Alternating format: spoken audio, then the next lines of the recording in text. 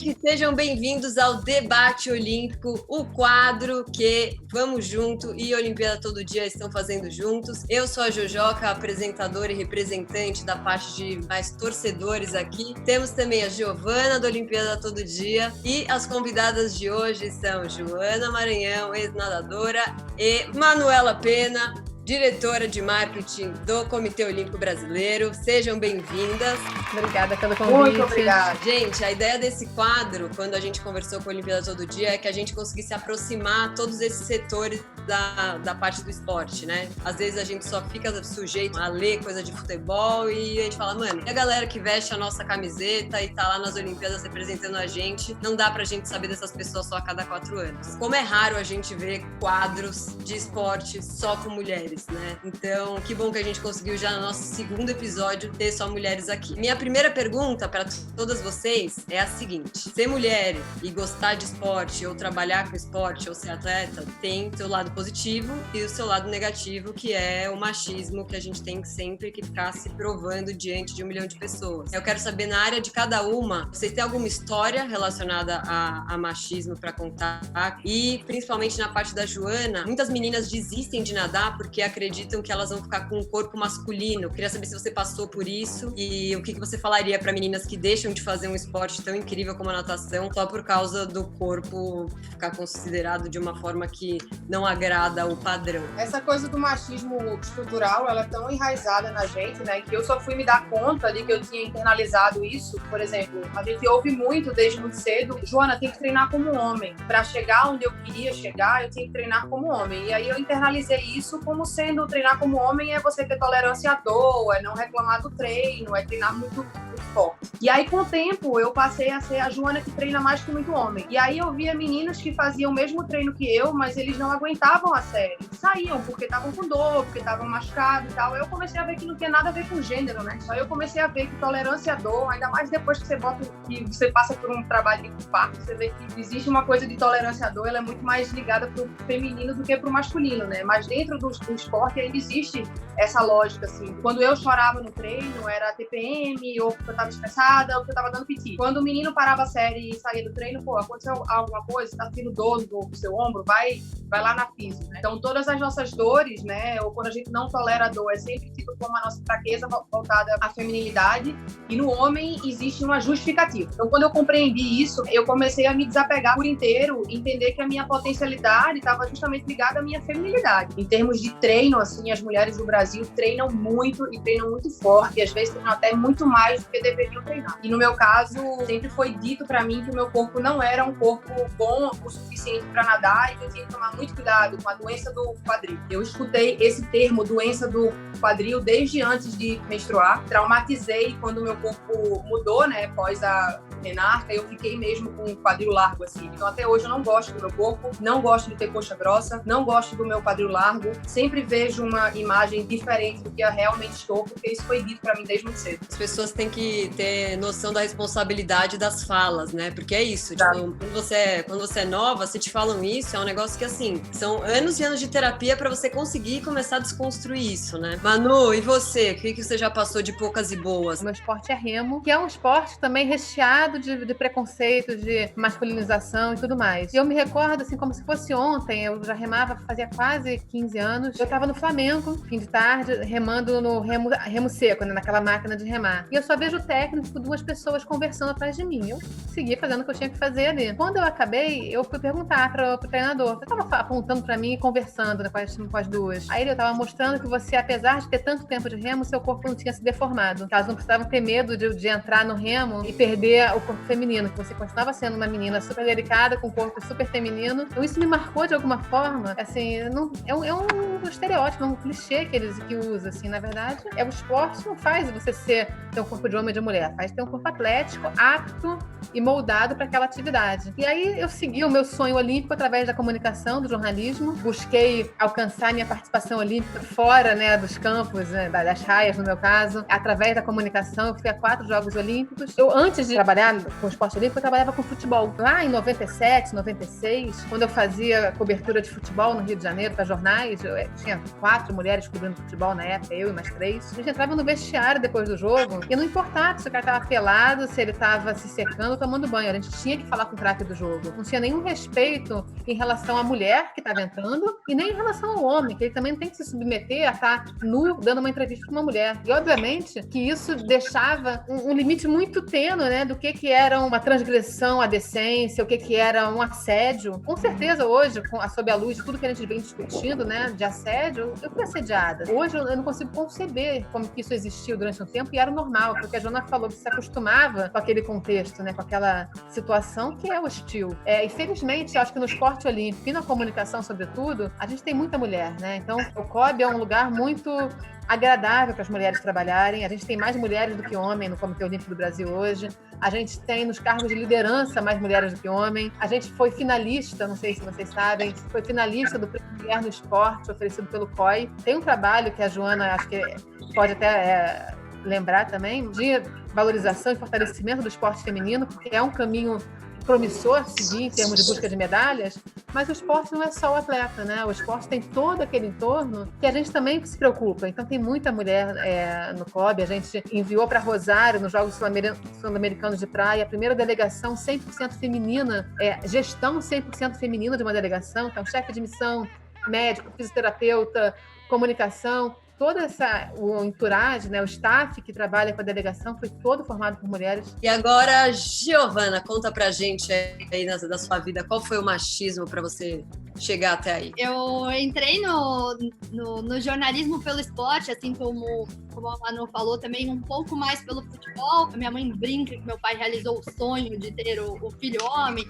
me levando no estádio, daquela coisa. Então eu sempre fui criada indo em jogo de futebol, acompanhando esporte, nunca teve essa diferença. E eu só fui me entender como feminista, entender o machismo que realmente enraizado na sociedade depois que eu cresci. Assim, isso pra mim era muito natural. Eu procurei uma profissão a partir do esporte. Primeiro eu queria ser técnica de futebol, depois juíza, só que eu não tinha talento nenhum. Aí eu falei, eu quero ser jornalista, então, porque ali eu entrevisto a pessoa depois do jogo, eu posso participar disso tudo, enfim. Acabei caindo no jornalismo, me encantando muito mais pelo esporte olímpico. Eu lembro, inclusive, até uma coisa uma curiosidade, uma das primeiras matérias que eu fiz na Gazeta, entrevistei a Joana lá, antes do fã de Toronto, e eu fiquei encantada, assim, pelo mundo olímpico e tudo mais. Eu falei, muito mais legal do que o futebol. Eu quero isso, eu quero uma Olimpíada, eu quero dar voz para esses atletas incríveis e tudo mais. E eu, nesse início, uma das coisas que me marcou, assim, eram sempre 5 estagiários no lugar que eu trabalhava. Sempre tinha a vaga da menina. Então, eram 4 meninos e uma menina. Aí, eu fui a primeira que quebrou essa regra. A gente tinha, pela primeira vez, 2 meninas em 5 pessoas. Foi um momento que, tipo assim, os comentaristas falavam, tipo, nossa, estão colocando mais mulher. Ainda existe muito nas redações isso. E eu acho que uma das melhores formas que a gente acaba encontrando é a gente se fortalecer enquanto mulher, né? Então, eu tinha a minha amiga, a gente não competia pela vaga, a gente não competia na... A gente estava junto, a gente tinha um ponto de apoio, né? E eu acho que tudo isso que a gente falou aqui é muito importante, porque tem mulher que, quando ela está numa situação em que ela está sofrendo um tipo de opressão porque homens estão se colocando à frente dela, de saber que, assim, todas as pequenas lutas que a gente faz, mesmo as mais sutis, elas transformam. E a cada passo que a gente dá, a gente traz um cenário mais confortável para novas mulheres que vão entrando. Então, da gente sempre nunca desistir, né? Nunca deixar passar. Porque eu lembro que quando eu comecei pelo futebol também.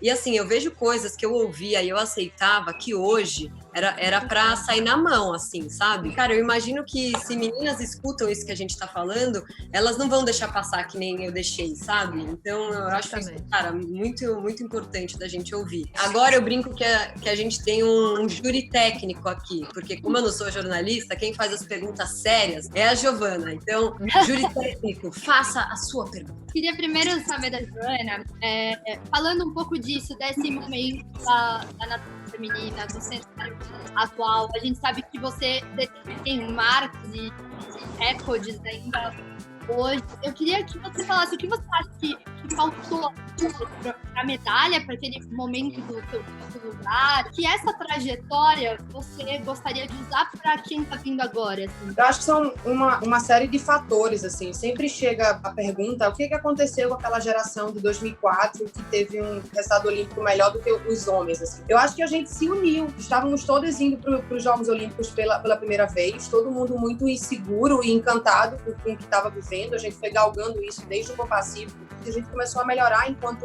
grupo feminino, né, bater recorde sul-americano e melhorar no ranking mundial, e a gente começou a entender que poderia chegar tanto com o índice, né, eu no 400 medley, Flávia e Rebeca no 50 livre, quanto classificar os revezamentos também. Então, nessa nossa insegurança, nessa nossa juventude, a gente se uniu, não foi nada que partiu da CBDA, não, foi muito da gente mesmo. Eu me lembro a gente em Rio Maior, né, aclimatando para os Jogos de Atenas, e trocando essa ideia, assim, do quanto que seria importante. Desse momento de pandemia, desse momento de tudo que tá rolando, eu imagino que quando você assumiu o cargo, você jamais imaginou viver tudo isso. Como fica essa questão de patrocínios, até essa renovação para 2021, o que pode vir de novo também? Olha, eu costumo brincar que adiamento dos Jogos Olímpicos é a última página do manual de crise dos Jogos. Acho que ninguém pensou que um dia isso fosse...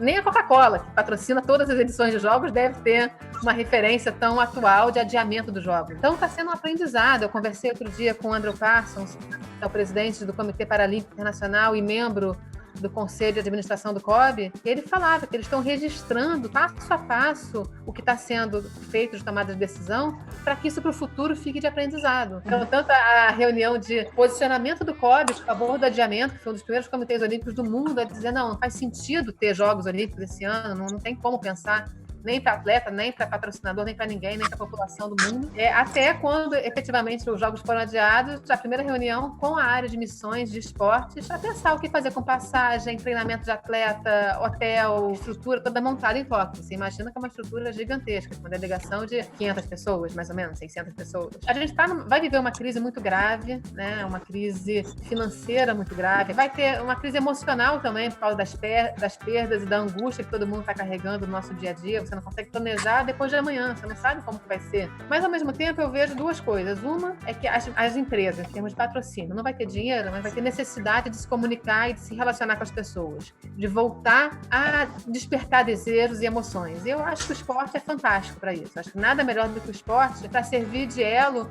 entre as empresas e as pessoas nesse momento pós-pandemia de tão farol baixo que a gente vai estar. Agora tem um momento que é o momento minha maior conquista. Da primeira vez era relacionado especificamente ao esporte, mas como temos aqui duas mães, eu queria que vocês falassem da maior conquista de vocês e comparar também um pouco, ou só contar um pouco desse desafio que é ser mãe. Se vocês carregam um pouco esse peso de super-heroína, sabe? Se no trabalho vocês têm essa dificuldade maior por ter filhos. Eu acho que as maiores conquistas da minha vida, elas estão muito relacionadas a ressignificar experiências, sabe? Eu passei por um trauma muito forte de ter sido abusada sexualmente pelo meu treinador dentro de uma piscina, né? E isso refletiu e reflete em mim muito, muito forte, né? E a retomada desse enfrentamento, ou esse enfrentamento de uma maneira como precisa ser feito, eu comecei isso logo após ter sido quinta do mundo, né? Então, quando o cenário esportivo brasileiro começou a olhar para mim como potencial medalhista dos Jogos de Pequim, eu estava completamente desesperada, buscando uma maneira de sobreviver a tudo aquilo que eu estava relembrando que eu tinha passado. Então, a ressignificação do esporte na minha vida, né, de ter conseguido deixar de ser atleta aos 30 anos, com uma relação sadia, ter melhorado meu tempo depois de 11 anos batendo na trave, piorando, em crise de pânico, depressão, e melhora e piora. A minha relação com o alto rendimento deixou de ser ganhar das outras e passou a ser ganhar de mim mesma. Era atingir equilíbrio e ser feliz nadando, né? No sentido mais romântico que você possa imaginar. E aí, depois que eu decidi ser mãe, eu me lembro muito bem quando eu fiquei grávida pela primeira vez, e a minha amiga falou assim, mas tá grávida? Mas você pode perder. E eu fiquei eu falei, eu não vou perder. Eu não vou perder porque eu já passei por tanta coisa na minha vida que se existe uma justiça divina, ela não vai me deixar passar por essa dor. 7 semanas depois, eu sofro um aborto espontâneo. E eu me lembro muito bem de quando eu estava deitada na maca para fazer a curetagem, e eu olhar para aquela luz, né, que tem nos hospitais, e eu falar assim: Deus, se você existe, se você tá aí, faz o seguinte, me leva que eu não quero viver para saber o que vem depois. Eu tô cansada de ter que enfrentar as coisas. Eu queria só ser mãe, sabe? Eu queria engravidar e ser mãe. Eu queria ser atleta e passei por tudo que eu passei. Agora eu só queria ser mãe. E foi um período muito obscuro, assim, viver nesse corpo que, apesar de, no fundo, eu saber que não tinha culpa, eu me culpava por não ter dado continuidade, não ter conseguido dar continuidade, e aquela dor e aquele vazio. Ficou muito marcado na minha memória o meu choro de noite, assim. Era um choro, parecia um bicho quando sente dor, sabe? E aí, gestar após tudo isso. Né? Um medo muito grande, o meu marido me dando força. Quando eu peguei aquele positivo de novo, eu não me dava o direito de ficar feliz. Uma coisa que poderia ser simples e poderia ser romântica, ou pelo menos mais natural, não foi assim. Então acho que eu tive que ressignificar também o que é ser mãe nessa segunda gestação, assim. E hoje ter o meu filho comigo nos primeiros meses, assim, eu não conseguia deixar Caetano no outro cômodo, eu precisava estar no mesmo cômodo que ele, de 5 minutos olhando se meu filho estava respirando, porque mesmo ele nascido e saudável do meu lado, eu pensava assim, vai acontecer alguma coisa, como sempre acontece, sabe? Como se eu não fosse digna de ser feliz, assim.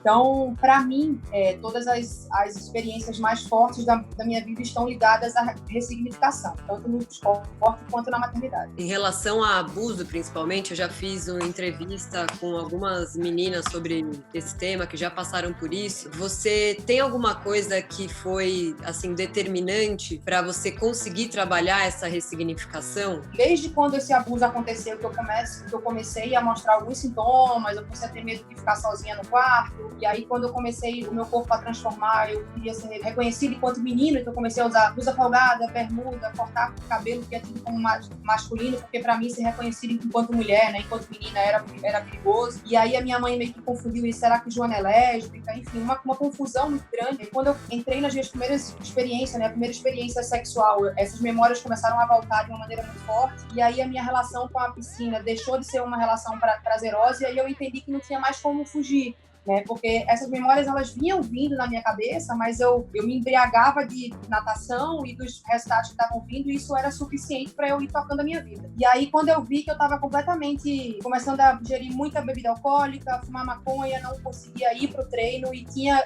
compromissos a cumprir, porque eu já era uma atleta profissional, foi quando eu falei assim, eu preciso de ajuda. E aí foi quando eu sentei, de fato, em uma terapia, enfrentei, tenho muito viva na minha memória a primeira vez em que eu verbalizei que eu fui abusada sexualmente, e aí é um período muito obscuro, assim, porque quando você verbaliza, não é como se ficasse mais leve, né? Vem pra cor da pele, fica muito mais difícil antes de ficar um pouco mais fácil. São muitos altos e baixos. Quando eu achava que eu tava muito bem, eu comecei a desenvolver síncope vasovagal, eu desmaiava do nada, né? E batia a cabeça, como aconteceu em Londres, enfim. É um processo de autoconhecimento contínuo, assim, mas o que eu tinha como norte é assim, eu tenho direito de que a natação seja uma experiência mais positiva do que negativa na minha vida. Eu tenho o direito de reconquistar isso, né? Então a minha meta passou a ser essa. E ao mesmo tempo era um pouco frustrante por saber que eu, Joana, enquanto atleta, eu tinha condições de conquistar muito mais do que eu conquistei. Mas enquanto o mundo inteiro, todas as meninas que nadavam 400 metros estavam lutando para melhorar o seu tempo, eu estava lutando para sobreviver. Eu estava lutando para me adaptar ao remédio que me deixava 24 horas prostrada na cama. Então eu tive que rever os meus objetivos, rever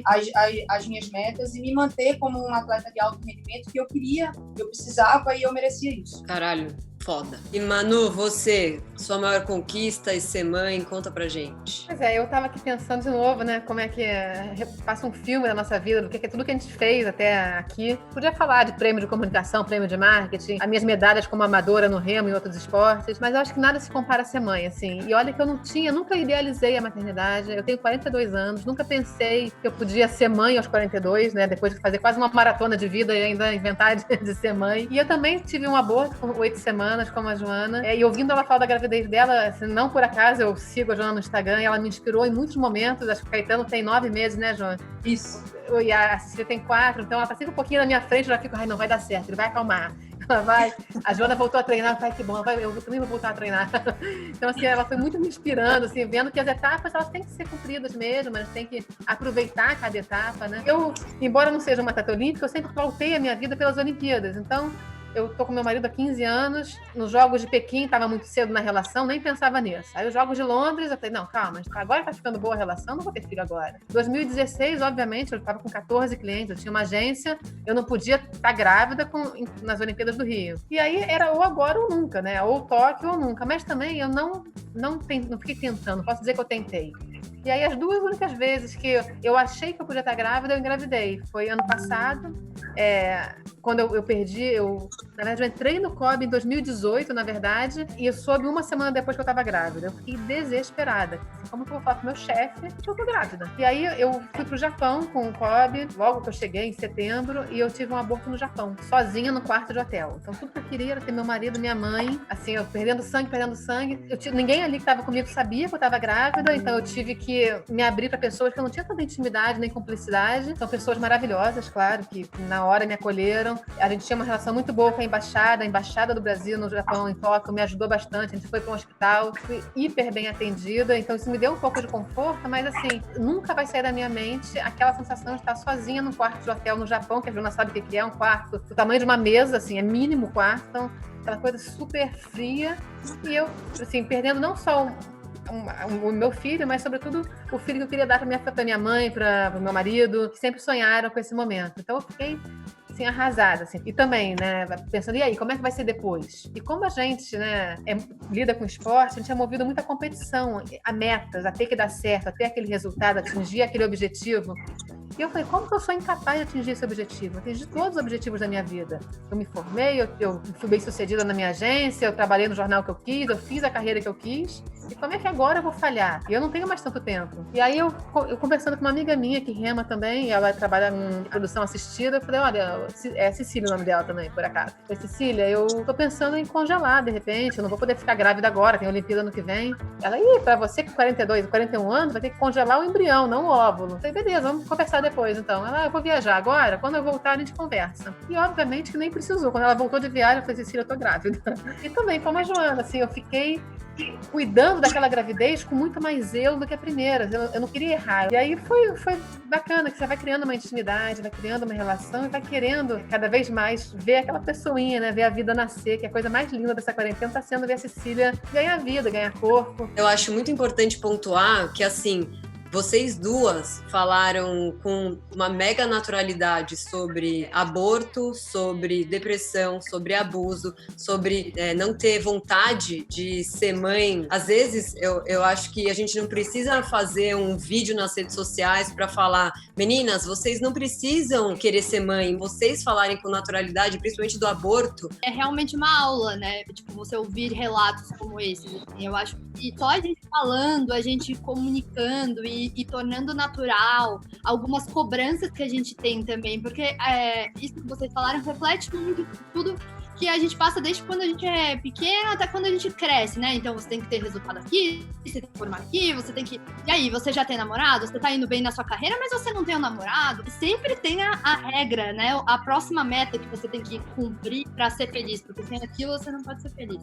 Enfim, eu trouxe aqui um exemplo. A minha maior conquista, ainda com meus 26 anos, eu acho que até Manu falou do PAN, e eu trouxe meu molequinho de Lima, que foi minha primeira... Que lindo. Foi a minha primeira cobertura internacional, e esse foi um dos dias mais marcantes para mim, que vem o anúncio da Martina e da Caena como porta-bandeiras do Brasil, até a imagem delas entrando uma no ombro da outra, assim, carregando a bandeira do Brasil ali foi um dia que meio que caiu a minha ficha, tipo assim, é isso que eu quero mesmo viver, sabe? São essas histórias que eu quero contar e colaborar. Maravilhoso. Queria saber de vocês, até uma questão também, a Joana também principalmente bastante ativa nas redes sociais, né? Então, tipo, fala sobre diversos temas, eu sei que isso às vezes também é muito tóxico, né? Você se posicionar, você falar sobre política, você falar sobre feminismo, sobre como é essa montanha-russa de redes sociais, de saber da importância da sua fala? Então, eu acho que eu falo muito justamente porque eu não tenho a noção do alcance do que eu falo, assim, né? E às vezes quando uma coisa viraliza que me ainda assusta, né? Tem uma história muito legal, assim, eu fui militar desses nesse programa de atletas militares, eu fiquei por 7 anos e no último ano eu pedi para sair, porque realmente esse link que começou a ser feito ali no PAN de 2015, entre atletas militares e um possível posicionamento político voltado para a extrema-direita, me incomodava, né? Tipo, a gente era indicado que em competições civis, se a gente quisesse prestar continência para a bandeira, a gente podia. E aí as pessoas tiravam isso e colocavam como se estivesse pedindo intervenção militar. E aí aquilo começou a me incomodar, ainda mais eu que tenho um posicionamento progressista desde sempre. E aí o meu marido, ele seguiu sendo militar, e numa das reuniões que os militares faziam, uma tenente, eu acho, trouxe um conteúdo sobre media training, e aí eu era o exemplo negativo, como que você não deve ser, né? E aí ficou até uma situação super constrangedora, porque ela não sabia que Lu era casado comigo, né? E quando ele contou pra mim, que depois ele conversou com ela, eu falei, Lu, é a certeza de que eu estou acertando. E ela falou assim, Joana fala sobre tudo, Joana fala sobre política, Joana fala sobre o esporte dela, Joana fala sobre feminismo, então fica confuso saber. É exatamente isso. Eu nunca compreendi esses processos de media training que nós atletas somos ensinados goela abaixo desde sempre, tipo assim, fale apenas da sua performance. Eu não sou apenas a minha performance. Inclusive, como eu trouxe aqui, eu estava enfrentando um abuso que eu tinha sofrido aos 9 anos de idade. Como que eu ia chegar na imprensa e falar só, então, errei a virada do costa-peito, assim. Não que não tivesse importância, tem, e eu falava também sobre isso, né? Eu sempre me enxerguei como um ser humano plural, aberto para troca. A internet, ela pode ser esse local de muita troca, e eu consigo aprender muito com muitos seguidores e com uma galera que está trazendo informação o tempo inteiro, mas a gente tá passando por um cenário nacional e internacional também muito polarizado e um crescimento exponencial da extrema-direita, de pessoas que não têm vergonha de falar que são saudosistas da ditadura militar e são a favor de tortura e de porte de arma. Então, acho que se posicionar se torna uma questão moral. Precisamos da manutenção de uma pauta forte de esporte, de uma pasta forte de esportes, que há muito trancos e barrancos e com muitos erros a gente tinha, que era o Ministério dos Esportes. Então, hoje a gente tem uma secretaria fantasma, e essa fala é de um deputado de extrema-direita, né, que ele fala que é uma secretaria fantasma, troca de cargos, pessoas que estão ali que não têm a menor noção do que estão fazendo, uma série de retrocessos e de decretos que são assinados o tempo inteiro, e os atletas se silenciam cada vez mais, porque eles são melindrados a isso, né? Então eu acho que é muito perigoso essa forma com que atletas foram ensinados a se colocar na imprensa. E aí eu vou na contramão com muito orgulho e converso muito com atletas mais jovens para irem também, não na frente como boi de piranha, mas enquanto comunidade esportiva, porque são eles que vão fazer a diferença, porque a nossa geração já perdeu.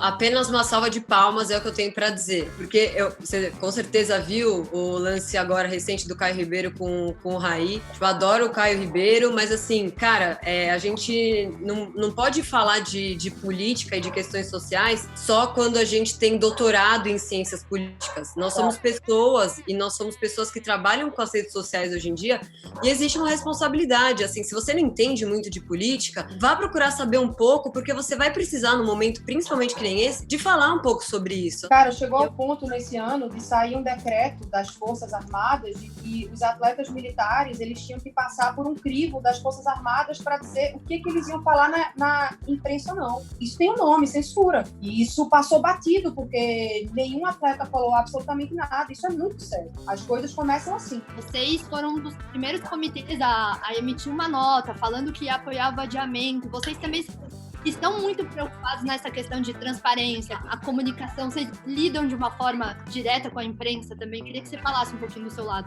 Acho que o COB, ele entende, graças acho que à cabeça do presidente, do Rogério, né, os dois líderes, né, do Comitê Olímpico, o papel que o COB tem com a sociedade. Não é à toa que a gente tem muita mulher e tem um ambiente propício para o trabalho das mulheres, né? Não é por acaso que a gente tem a transparência e a austeridade como premissas básicas de gestão. A gente sabe que mundo a gente vive. Mulheres do céu, de verdade, sério, obrigada demais, cara, foi uma aula de feminismo, de esporte, de inspiração, juro, eu amei demais. Foi a segunda vez que a gente faz o debate olímpico e, cara, só dá mais vontade da gente fazer, porque, pelo visto, vai ser um quadro que vai inspirar muita gente, trazendo pessoas incríveis como vocês. Então, gente, muito obrigada por terem assistido e acompanhado. Espero que vocês tenham gostado dessa aula que a gente teve aqui, de todos esses temas mega relevantes. Se você gostou, curte o vídeo, comentem pessoas que vocês gostariam de ver aqui com a gente. E se vocês têm dúvidas, mandem perguntas também. Sugestões são sempre bem-vindas. Vamos fazer um quadro que junte todos. Vamos construir isso juntos. Um beijo, obrigado, pessoal!